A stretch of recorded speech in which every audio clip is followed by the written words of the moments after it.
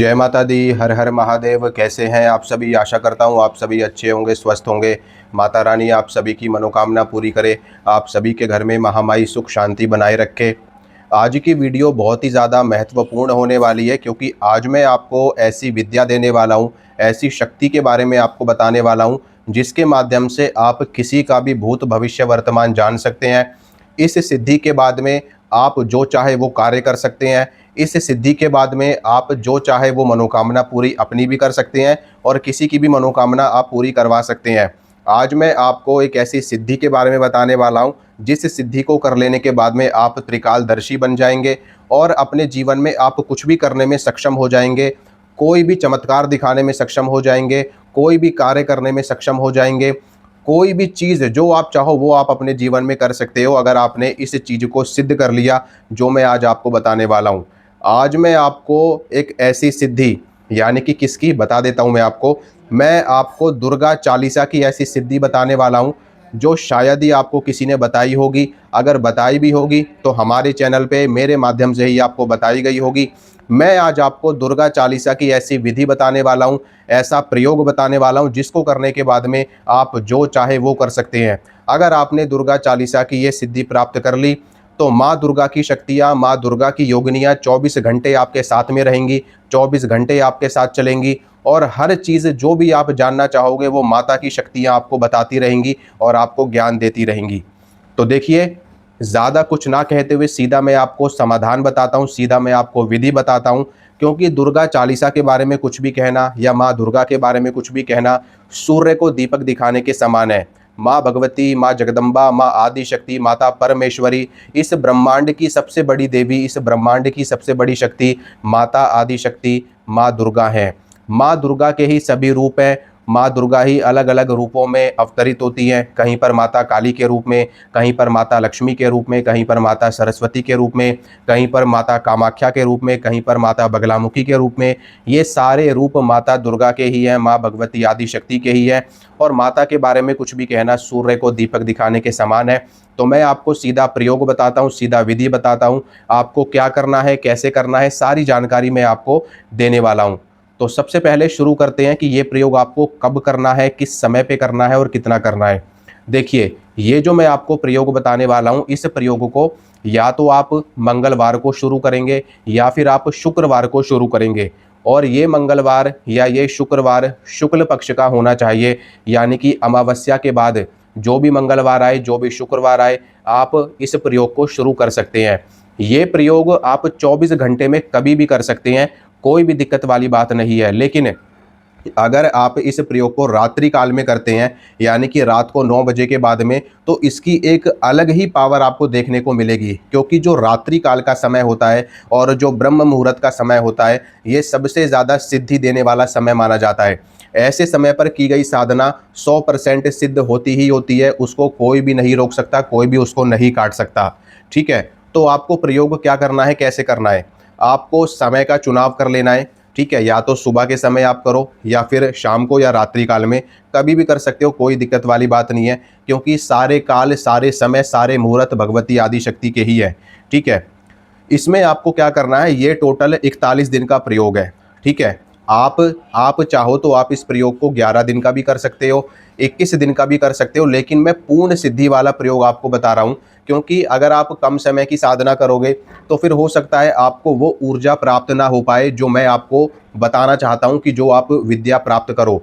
अगर वो विद्या, वो ऊर्जा आपको प्राप्त नहीं होगी तो फिर प्रयोग आपका उस लेवल तक नहीं पहुंच पाएगा। इसलिए ये जो प्रयोग है, ये 41 दिन का प्रयोग है, 41 डेज का प्रयोग है। और इस प्रयोग को करने से आप देखना, ऐसी विद्या, ऐसी शक्ति आपके जीवन में दौड़ जाएगी कि आप खुद हैरान रह जाएंगे।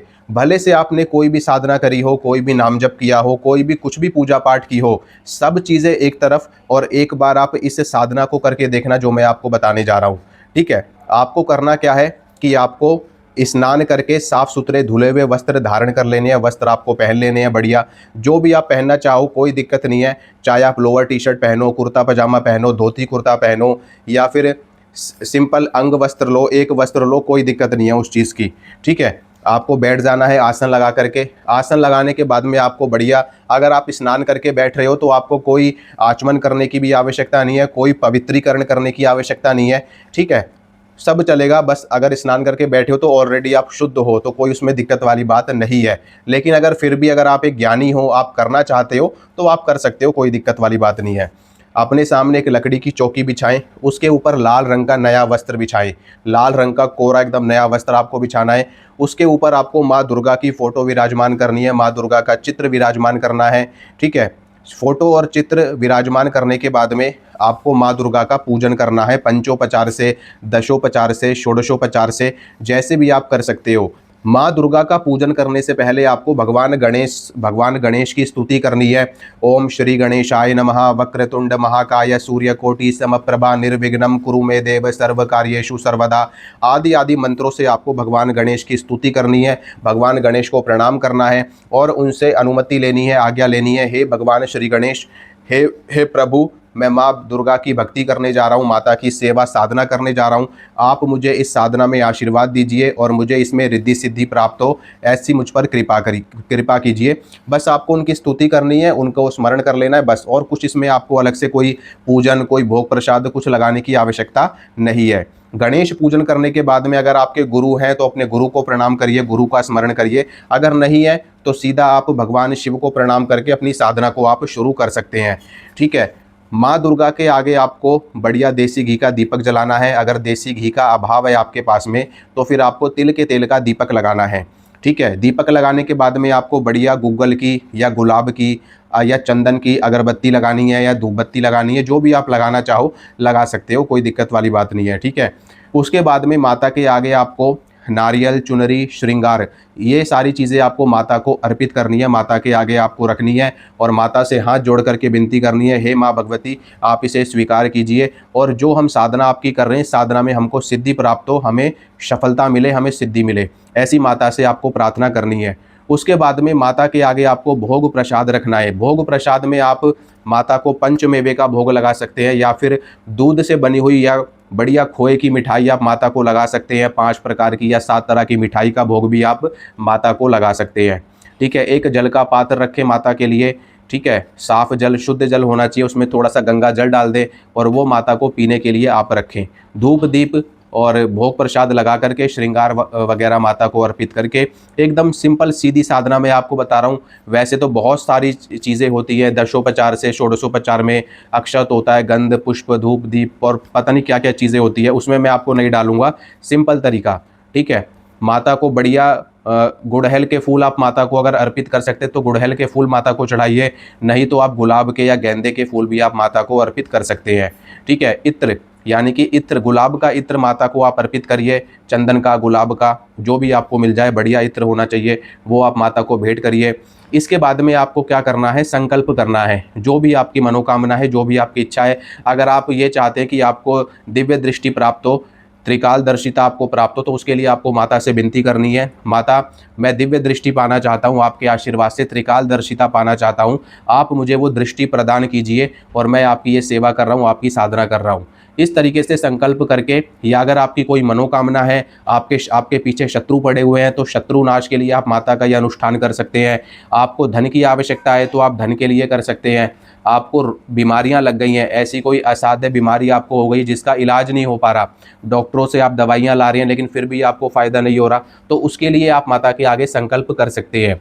जो भी आपकी मनोकामना है वो आप बोल सकते हैं। आपकी शादी में रुकावट आ रही है, या आपको बच्चा नहीं हो रहा है, या कोर्ट कचहरी में आप फंसे हुए हो, या परिवार में झगड़ा रहता है, कुछ भी आप, जो भी इच्छा हो आप माता के आगे अपनी वो इच्छा रख सकते हैं। संकल्प करने के बाद में फिर आपको दुर्गा चालीसा का पाठ करना है। कितना पाठ करना है? दुर्गा चालीसा के आपको 108 पाठ करने हैं, यानी कि 100 और 8, 108 पाठ आपको टोटल दुर्गा चालीसा के करने हैं, ठीक है। मैं जानता हूँ 108 पाठ कम नहीं होते हैं, बहुत होते हैं और शायद आप कर भी ना पाओ इतने पाठ, लेकिन जो बात सत्य है वो सत्य है, इतना आपको करना पड़ेगा। अगर आप सिद्धि चाहते हो, माता की शक्ति चाहते हो, माता के गण अगर आप चाहते हो कि माता आपको शक्ति दे दे, आपको सिद्धि दे दे और वो शक्ति के माध्यम से जीवन भर आपका उद्धार हो, जीवन भर आपका कल्याण हो। देखो, एक बार आपको साधना करनी है 41 डेज़ की, लेकिन इसका बेनिफिट आपको लाइफ टाइम मिलेगा, ठीक है। तो जब आप अपने पूरे जीवन में शक्ति सिद्धि आपको चलेगी, वो शक्ति हमेशा आपकी सहायता करेगी, मार्गदर्शन करेगी, तो अपने जीवन के 41 दिन आप क्यों नहीं दे सकते साधना में। ठीक है, तो 108 पाठ आपको करने हैं और 41 दिन तक ये पाठ आपको करने हैं। इसमें हवन की कोई भी आवश्यकता नहीं है, बस आपको दीपक जला करके माता का पूजन करना है और पूजन के बाद में आपको पाठ करने हैं। एक चीज़ आपके लिए मैं कह देता हूं कि अगर आप 108 पाठ एक बैठक में नहीं कर पा रहे, यानी कि एक बार में नहीं कर पा रहे, तो इसको आप आधे आधे भी कर सकते हो, यानी कि आधे पाठ सुबह, आधे पाठ आप शाम को। इस तरीके से भी आप माता का पूजन करके आधे आधे पाठ कर सकते हैं और अपनी साधना को आप कंप्लीट कर सकते हैं।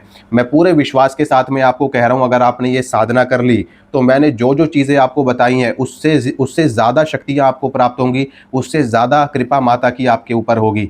बस एक बार आप इस साधना को करके देखो और जो दिव्य दृष्टि तो आपको ऐसी मिल जाएगी कि आप रास्ते चलते व्यक्ति का भी नाम लेकर के बुला दोगे, ऐसी सिद्धि आपको माता की तरफ से प्राप्त हो जाएगी। बड़ी बड़ी शक्तियाँ पीछे रह जाएंगी। भगवती आदि शक्ति कण कण में विद्यमान है, प्रकृति है, साक्षात जगदम्बा है। ब्रह्मा विष्णु महेश भी माता की स्तुति करते हैं, माता की आराधना करते हैं। जब उनका कहीं से कोई काम नहीं बनता तो वो माता की शरण में आते हैं, माता की स्तुति करते हैं, क्योंकि माता जननी है, माता आदि शक्ति है, इस ब्रह्मांड की सबसे बड़ी शक्ति है। तो दृष्टि तो आपको ऐसी मिल जाएगी और कोई उस दृष्टि को कभी बांध नहीं पाएगा, कभी रोक नहीं पाएगा।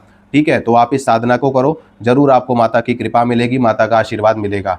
ठीक है, अगर आपको किसी भी तरह की जानकारी चाहिए हो, आपको कोई साधना करनी हो किसी भी शक्ति की, किसी भी देवी की, देवता की, तो आप मुझे संपर्क कर सकते हैं। मेरा व्हाट्सएप नंबर यूट्यूब चैनल पे आपको मिल जाएगा, वहाँ से आप मुझे संपर्क करके साधना की जानकारी ले सकते हैं। देखिए, इस साधना में मैं आपको नियम बता देता हूँ कि आपको नियम क्या क्या करने हैं। नियम आपके रहेंगे, ब्रह्मचर्य का पालन आपको जरूर करना है, जो कि हर साधना में करना ही होता है। ठीक है, दूसरा नियम होता है कि आपको बगैर प्याज लहसुन का खाना खाना है, जो कि मोस्टली साधनाओं में होता है। ठीक है, कोई भी अगर आप सात्विक साधना कर रहे हैं तो उसमें प्याज लहसुन का परहेज होता ही होता है, तामसिक साधनाओं में नहीं होता। ठीक है, तीसरा नियम आपका क्या रहेगा, आप ज़मीन पे सोएंगे, आप भूमि पर सोएंगे। ज़मीन पे आप बढ़िया गद्दा डाल करके सो सकते हैं, कोई भी दिक्कत वाली बात नहीं है, लेकिन सोएंगे आप ज़मीन पे। जो बिस्तर, जो बेड या जो भी चीज़ आप डेली यूज़ कर रहे हैं उस पर आपको नहीं सोना है। बस ये 3 नियम मेन है। और चौथी चीज़ आपको ध्यान में रखनी है कि आपको बाहर का कुछ भी खाना पीना नहीं है, यहाँ तक कि आपको किसी के घर का पानी तक भी नहीं पीना है, किसी के घर का खाना नहीं खाना है। इससे आपकी सिद्धि बिगड़ सकती है, तो इस नियम का आपको पालन करना है जब तक आपकी साधना चलेगी। साधना सिद्ध हो जाने के बाद में आप बेशक से कहीं भी आओ जाओ, कहीं भी कुछ भी खाओ पियो, प्याज लहसुन खाओ, कोई दिक्कत वाली बात नहीं है। लेकिन अगर आप एक सात्विक व्यक्ति हैं, सात्विक रूप से साधनाएं करते हैं, माता का आशीर्वाद आप चाहते हैं कि जीवन भर आपके जीवन में आपको मिलता ही रहे, तो अंडा मीट मछली इन सभी चीज़ों को आप त्याग दें और आपका जीवन सुधरता चला जाएगा। घर में आपके माता लक्ष्मी का आगमन होगा, आप दिनों दिन उन्नति करेंगे, तरक्की करेंगे। जय माता दी, हर हर महादेव।